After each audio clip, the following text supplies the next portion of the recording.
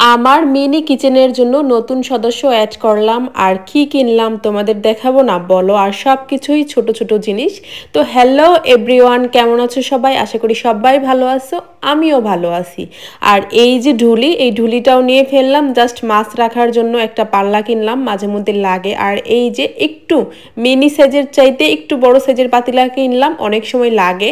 আর এই যে দেশ গ্রামের ঐতিহ্যবাহী খাবার, মিষ্টি, মুড়ি, মিঠাই, আর হচ্ছে মোয়া, চাল ভাজা, মুড়ি, অনেক কিছুই আছে। আমি সব কিছুই নিয়ে নিলাম। আর এই যে মিষ্টিগুলা, এগুলা হাট থেকে কিনা। আমাদের এইখানে নারায়ণগঞ্জে অনেক হাট হয় জায়গায় জায়গায়, সেই হাট থেকে কিনে আনছি। আর খাবারগুলা কেমন অবশ্যই জানাবা। আর মিষ্টিগুলা খেতে জাস্ট ওয়াও। আর আমি মিষ্টিগুলা হাঁড়িতে রেখে দিছি একটু পরিবেশন করার জন্য। আগের দিনের কথা তোমাদের অনেকের মনে পড়ে গেল যারা আমার ভিডিওটা দেখতেছো। আচ্ছা যাই হোক, এবার দুপুরে রান্নাটা সেরে ফেলি। চলো আজকে দুপুরে কি রান্না করব। তার আগে আমার মিনির গ্যাসের চুলাটা একটু সেট করে নেই, সুন্দর করে পরিবেশন করব। রান্না করব ফুলকপি দিয়ে জাটকা মাছ। জাটকা মাছ আমার কাছে অনেক ভালো লাগে, বিশেষ করে ফুলকপি দিয়ে শীতের দিনে, তাছাড়া অন্যান্য দিনে ভালো লাগে না। তাই আমি ফুলকপিগুলা কেটে ফেললাম, কেটে ধুয়ে সুন্দর করে রান্না করব আমার মিনি গ্যাসের চুলা। আর সবসময় তো লাকড়ির চুলায় তোমরা ভিডিও দেখো, আজকে না হয় মিনি গ্যাসের চুলায় রান্নাটা সেরে ফেলি। আর এই যে আমি ছোট পাতিলে রান্না সেরে ফেললাম। আর এখানে যা রান্না করব আমার জন্য যথেষ্ট এনাফ, আমি একা খেতে পারবো।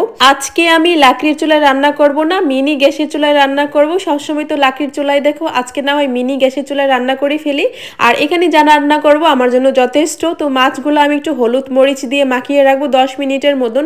আর সবচেয়ে বেশি ভালো হয়তো মাছটাকে কষিয়ে নিলে। আসলে মিনি পাতিলা, মিনি চুলা, তার জন্য মাছ কষাতে পারলাম না। যাই হোক, এভাবেই রান্না করব আমি।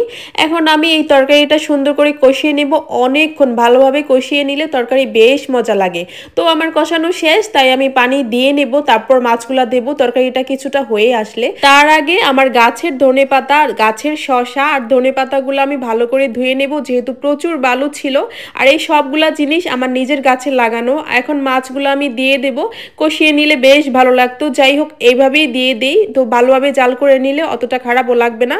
এই যে আমি ধনেপাতা ধুয়ে দিছি, এখন এটা আমি সুন্দর করে তরকারিতে দিয়ে দেব। আর আমার রান্নাটা কেমন হলো অবশ্যই তোমরা একবার হলেও জানাবা। যেহেতু আমার তরকারি রান্না করা প্রায় শেষ, এখন আমার ভাত রান্না করতে হবে। ভাত ছাড়া তরকারি কি দিয়ে খাবো বলেন? এখন আমি চালগুলা ঝেড়ে নেব। বিশ্বাস করেন, এই ছোট কুলাতে যখন আমি চালগুলা ঝাড়তেছিলাম আমার কাছে এত ভালো লাগছে।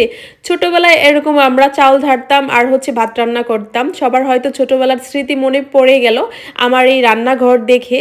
তো এই চালগুলো আমি ভালো করে ধুয়ে এখন আমি ভাতটা বসিয়ে দেব। তো মিনি গ্যাসের চুলায় খুব একটা সময় লাগে না, যেহেতু এটা গ্যাস। আর এই যে ভাত চড়িয়ে দিলাম, ভাত হবে, ভাত বলকও এসে গেছে।